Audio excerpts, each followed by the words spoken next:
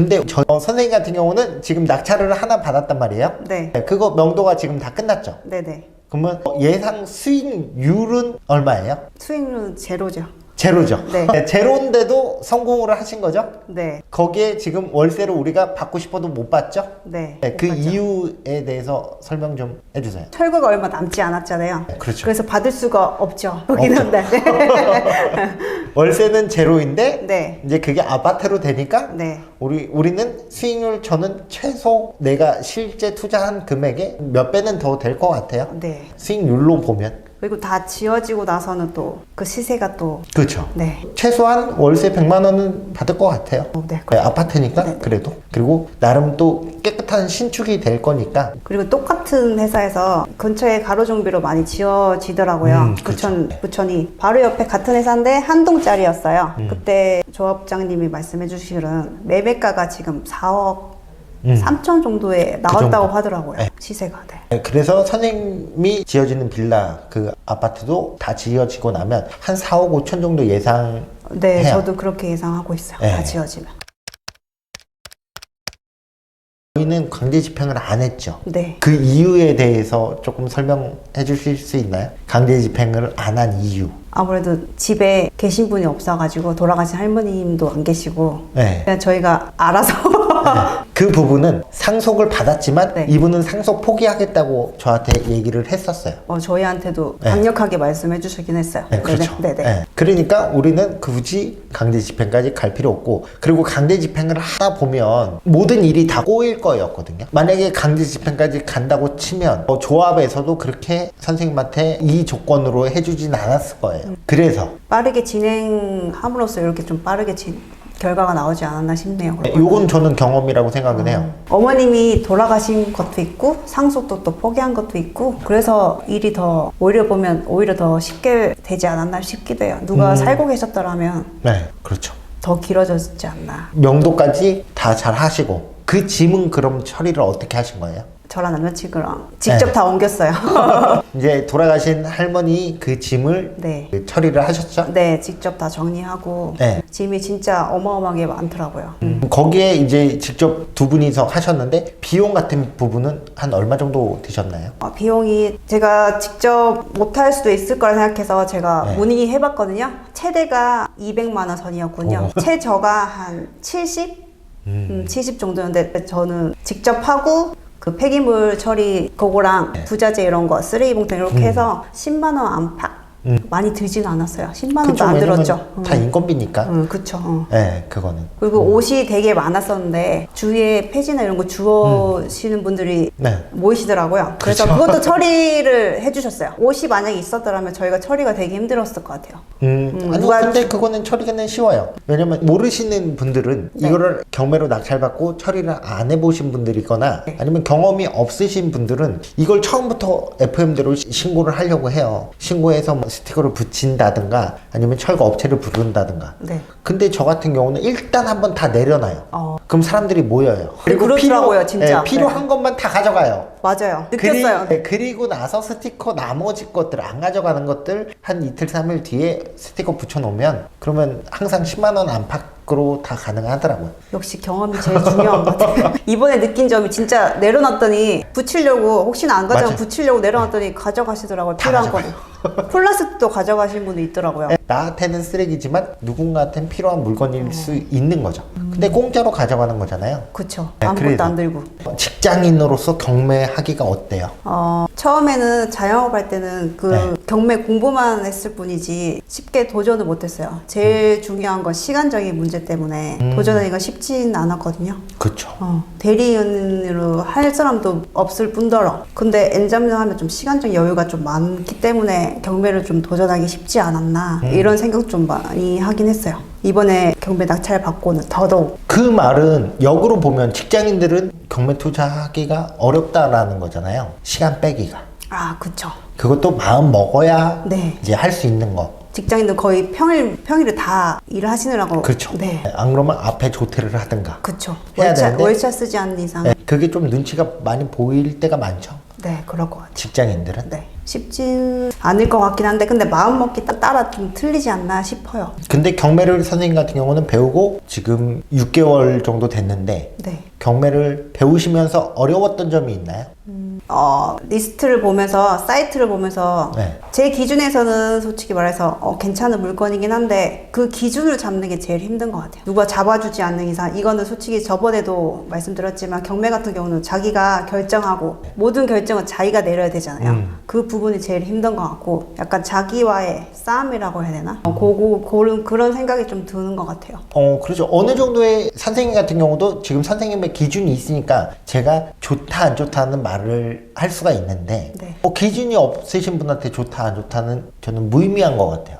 네, 그런 것 같아요. 내가 아무리 좋다고 해도 어차피 안 하실 건데 네. 그렇게 돼버리니까 나도 그렇게 명확하게 답이 나오진 않는 것 같아요. 이걸 준비하면서 생각을 많이 해봤는데 제가 그때 선생님께 강의를 처음 듣고 나서 제가 제일 중요하게 여겼던 게 공부는 어느 정도는 조금 되어 있는 상태인데 누가 결정만 약간 결정이라고 해야 되나? 좀 잡아줄 분이 필요했었어요. 그 당시에는. 그게 서지 않는 상태였는데 경매를 계속 공부해야 되나 말아야 되나 이런 갈림길에 서 있었는데 다행히 선생님 알고 나서 잡아주실 분을 찾았던 거죠. 그러면 선생님도 소개로 저한테 오셨단 말이에요? 네네. 네. 그러면 그 전에도 경매에 관심이 있으셨던 거죠? 많았죠.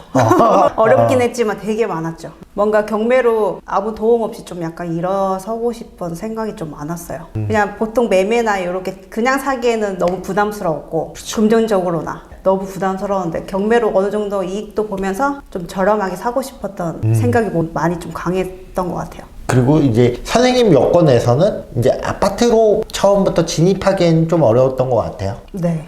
맞아요. 당장 아파트로 가기에 너무 부담스럽죠. 네, 종잣돈도 네. 모자랄 수도 있고 네. 그다음에 대출이 된다고 해도 아마 조금 대출금이 좀 네. 부담스러울 거예요. 그렇죠. 이게 보통 저는 현실이라고 생각하거든요. 현실을 좀 빨리 깨달았으면 괜찮은데 좀 늦게 깨달은 점이 있어가지고 경매를 하면서 좀 깨달았던 게 좀 더 컸던 것 같아요. 선생님은 아파트는 가고 싶었지만 네. 부담스러워서 빌라로 아파트로 되는 물건을 계속 보고 계셨던 거네요. 네, 생각을 좀 바뀌었던 것 같아요. 근데 바로 원샷 원킬로 성공하셨네요. 네. 그러니까 이게 나는 조금 현실적이라고 생각을 해요. 저희 어른들도 보면 그렇게 투자에 능하지 않았어도 돈은 버셨거든요. 부동산으로. 집 한 채 가지고 계시면서 네네. 빌라에서 재개발이 된다든가 아니면 빌라에서 조금 팔고 이제 몇 번 이렇게 점프를 하신 다음에 아파트로 가셨던 분들이 이제 자산이 조금 더 늘어난 거죠. 네. 자연스럽게 내가 이렇게 투자에 대해서 많이 몰라도 자연스럽게 시간이 흐르면 자산은 올라가잖아요. 네. 그렇기 때문에 다 돈은 벌었던 것 같아요. 제가 하는 투자도 똑같은 거예요. 내가 다 알고 투자는 못해요. 근데 어느 정도의 확률은 걸어 놓는 거죠. 그렇기 때문에 이제 빌라에서 저도 아파트로 되는 게 있는데 그거 같은 경우는 대단지로 지금 돼 있잖아요. 선생님도 알고 계신 네. 아파트. 네. 완전 대장님. 그것도 역세권 앞에 있어서 꽤 괜찮은 커뮤니티 시설이 생겼더라고요. 위치가 너무 좋던데요, 선생님. 네. 네. 그러니까 그런 거죠. 그것도 썩빌이었어요. 지금 선생님 낙찰받은 빌라보다 훨씬 썩어 있었어요. 아, 그래요? 저희 집도 좀 심했는데 다행히 안에 내부 수리가 어느 정도 되어 있던 집이었 저희 집은 그랬어가지고 괜찮았는데 제가 산 거는 수리도 안 돼 있었죠. 완전 오래되죠. 내가 투자 10개 재개발 안 돼도 솔직히 저는 괜찮아요. 왜냐면 월세 수익이 있으니까. 있어서 네. 선생님한테 소개로 경매를 배웠단 말이에요. 네. 배우고 나서 드는 생각은 어때요? 한 가지밖에 없어요. 어떤? 안 배웠으면 큰일 날 뻔했다. 네, 이게 제일 큰 것 같아요. 안 배웠으면 큰일 날 뻔했다. 요거밖에 안 들은 것 같아요. 네, 그리고 남자친구분도 계시잖아요. 네. 남자친구분 원래는 재테크를 할 때 네. 주변에서 더 이게 안 맞을 때가 많거든요. 네. 왜냐면 부부 같은 경우도 이제 투자의 관점이 그쵸. 다르니까. 보통 다 그렇다고 하더라고요. 네. 네. 대다수가 그런데 선생님은 그래도 운이 좋게 남자친구분이랑 썩비를 하기로 결정을 하신 것 같아요. 네.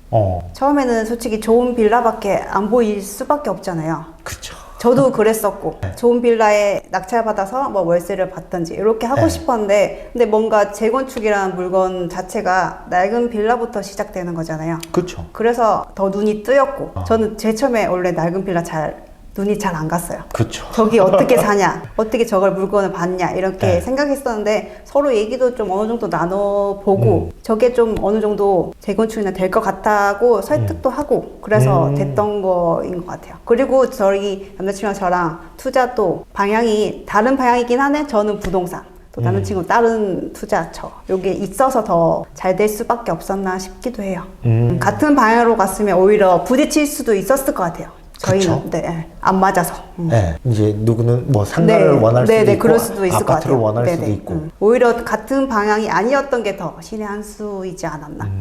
제가 먼저 말했거든요. 저는 부동산을 하겠다, 공부를 하겠다, 경매를 하겠다 믿고 따라줬던 것 같아요. 저번에 영상 찍을 때 이제 선생님은 준비가 안 돼 있는데 남자친구는 빨리빨리 좀 했으면 그쵸. 한다고 네네. 고민이어서 찾아왔었잖아요. 네. 그 부분은 그러면 이번에는 해결된 거네요? 네. 그건 선생님 만나기 전에 빨리빨리 하라. 선생님 만난 이유는 이제 낙찰을 이제 빨리빨리 하라고 했던 거였는데 이제 했죠. 이제 좀 풀렸죠. 이제 마무리가 된 상태. 영상 찍고 얼마 안 돼서 낙찰을 받으신 거잖아요. 그쵸. 네. 대단하네. 이렇게 빨리 될 줄은 몰랐어요. 근데 다 예측할 수는 없으니까 우리가 네. 투자하면서도 그런 좋은 물건이 나오면 빨리빨리 저는 받는 게 맞다고 생각해요. 오히려 망설이다가는 금방 지나갈 것 같고 놓치는 게 허다할 것 같은 느낌이더라고요. 경매 같은 경우는. 그러면 선생님은 첫 번째 낙찰 받아놓고 선생님이 몰랐던 부분들도 좀 있을 거예요? 네. 많이 몰랐어요. 그 부분이 혹시 뭐였나요? 어떤 부분이었나요? 어떻게 보면 대출도 처음 받는 거잖아요. 네. 대출적인 문제도 조금 어려웠고요. 어떻게 진행하는 자체가 글로 봐도 그릴 뿐이잖아요. 네. 직접 하지 않는 이상. 대출 문제도 있었고 뭐 재건축이 제일 어려웠죠. 네. 그게 제일 어려웠던 부분이죠. 선생님은 예외적으로 재건축이라는 게 바로 다급하게 다가오니까 이제 빠르게 처리하다 보니까 그러면서 또 많이 배우셨죠? 네, 공부가 좀 됐어요. 아니었으면 계속 경매 공부만 했었을 것 같은 느낌이 들더라고요. 근데 준비는 꼭 해야 될 것 같아요. 빌라를 가지고 투자를 하신 분들은 재건축 공부, 재개발 공부 요거는 추가적으로 해야 될 것 같은 느낌이 그렇죠. 많은 도움이 돼요. 그리고 대출도 어려웠었다고 했는데 네, 대출 공부는 진짜 기본적으로 대출도 근데 80%가 나왔었잖아요. 네. 이걸 다 경험해본 다음에 지금 드는 생각은 어때요?